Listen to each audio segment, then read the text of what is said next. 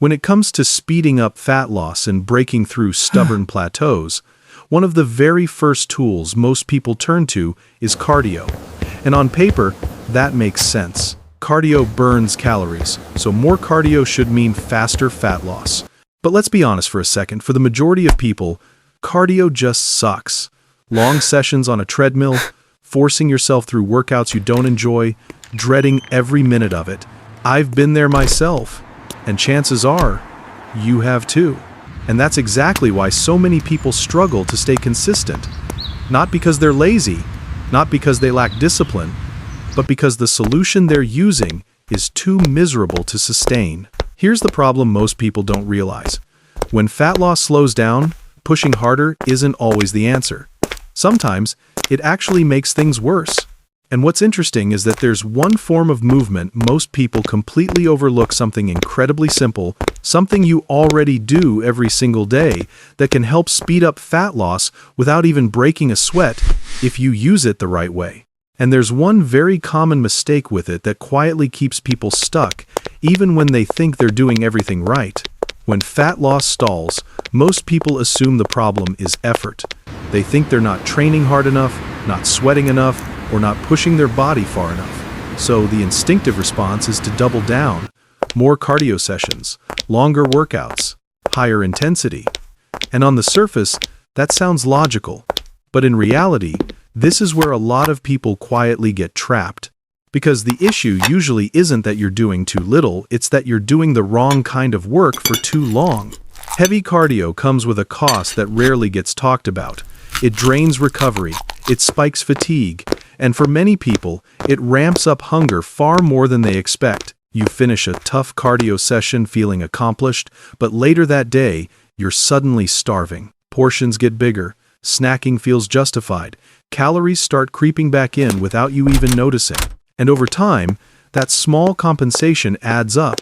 Fat loss slows, not because you failed, but because your body is quietly balancing the scales. On top of that, constant high-intensity cardio can start interfering with strength training progress. Workouts feel heavier, performance drops, muscle retention becomes harder, and that combination is dangerous. Because once fat loss slows and training quality drops, motivation usually follows. At that point, it's not willpower that breaks, it's the strategy itself. This is where things usually take an unexpected turn. When people hear that there's a way to support fat loss without crushing their recovery or hating every workout, they often assume it's some shortcut or gimmick. One of those vibrating machines, a trendy gadget, or a hack that promises results with zero effort. That's not what this is.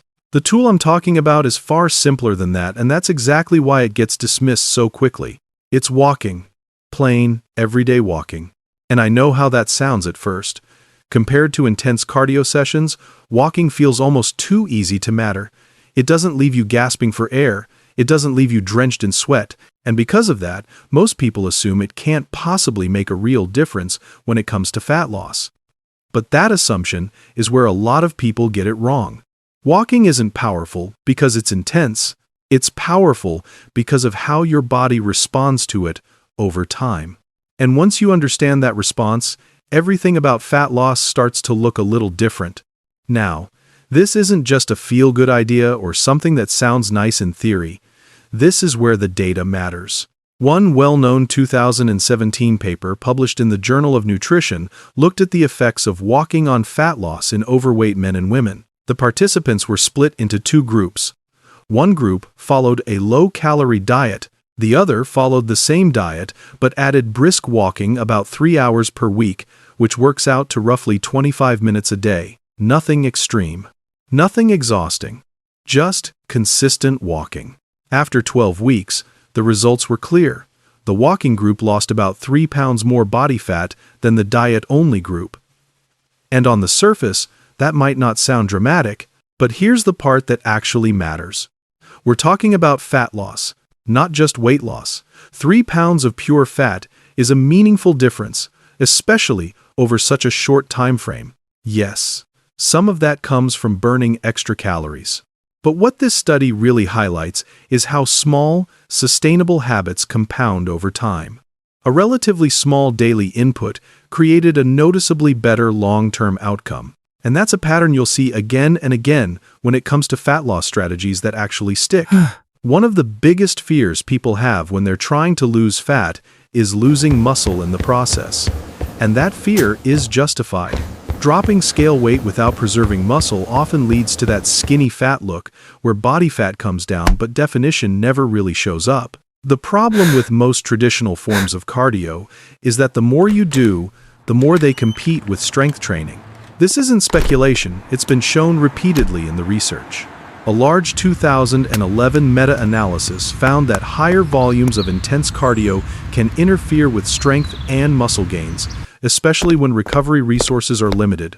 Walking sits in a completely different category. Because it's low impact and low intensity, it places very little demand on your recovery system. You're able to burn additional calories without compromising your performance in the weight room.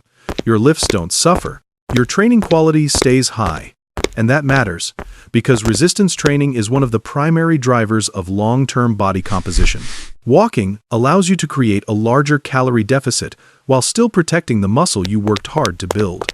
And that balance is something most fat loss plans completely overlook. There's another factor that quietly derails fat loss for a lot of people, and it has nothing to do with motivation. It's appetite. The relationship between cardio and hunger is more complicated than most people realize. Depending on the intensity, certain forms of cardio can significantly increase appetite or trigger a psychological sense of needing to earn food afterward. You finish a hard session, feel depleted, and without even thinking about it, you start eating back a large portion of the calories you just burned. That compensation is often subtle, but it's powerful. Walking doesn't seem to provoke the same response. A 2010 paper by King and colleagues showed that calories burned through walking are less likely to be compensated for by increased food intake. Walking doesn't spike hunger hormones the same way high-intensity cardio can, and it doesn't create that strong reward-driven urge to refuel. As a result, people tend to maintain their calorie deficit more naturally, and when maintaining a deficit feels easier, fat loss becomes far more consistent. This is one of the reasons walking works so well in the real world, not just in controlled lab settings. This is the part most people never connect, and it's where walking quietly becomes far more powerful than it looks. Walking isn't effective because it burns calories fast. In fact, compared to intense cardio, it's relatively slow. What makes walking so effective is how it expands your daily energy output without triggering the usual downsides. When fat loss plateaus, it's rarely because your body has stopped responding. It's because your margin for error has shrunk. As calories come down, energy drops. You move less without realizing it. Small habits disappear. Your overall activity level quietly declines, even if your workouts stay the same. Walking counteracts that drift. It raises your baseline movement throughout the day without draining your recovery or spiking hunger. Think of it this way. Intense cardio is like trying to force fat loss by pulling harder on one lever. Walking works differently. It increases the number of levers working in your favor at once. Your daily calorie burn goes up, your appetite stays more stable, your training quality stays intact.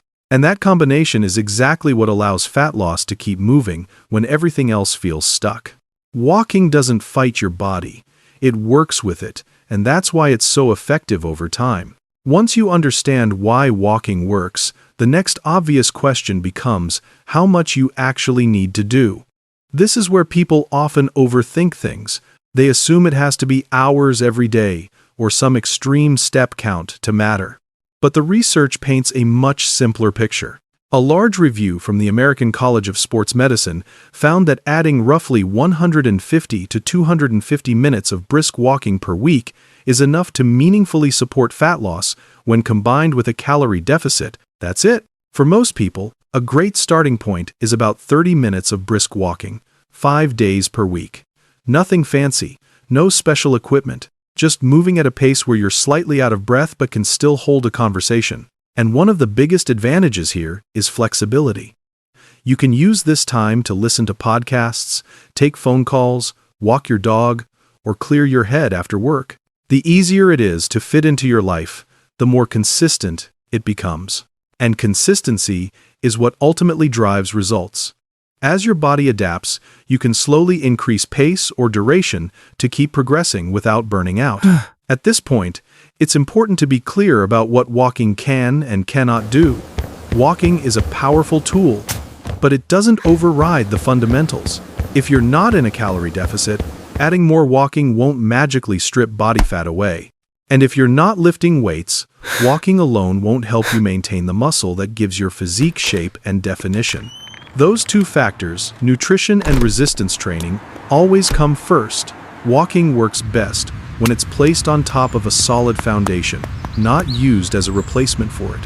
Think of it as a way to widen the gap between calories in and calories out without increasing stress on your body. When diet and training are already aligned, walking simply accelerates the process. But without that structure, it becomes just more movement with no clear direction. Fat loss responds to order, not effort alone. And when walking is used in the right order, it becomes one of the easiest ways to move results forward without burning yourself out. When you step back and look at the bigger picture, the reason walking works becomes surprisingly simple. Fat loss doesn't usually fail because people aren't working hard enough. It fails because the strategies they choose are too demanding to sustain for long periods of time. Doing more only helps if you can keep doing it. Walking fits into that reality in a way most fat loss tools don't.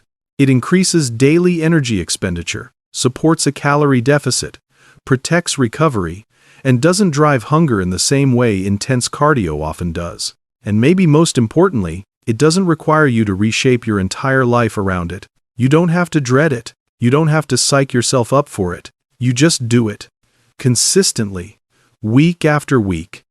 That's where the real progress comes from. Fat loss compounds when the process feels manageable, not heroic. Remember this one idea above all else. Fat loss doesn't break down because you're doing too little. It breaks down because you're choosing approaches that are too hard to maintain. Choose the strategy you can live with, and the results will follow.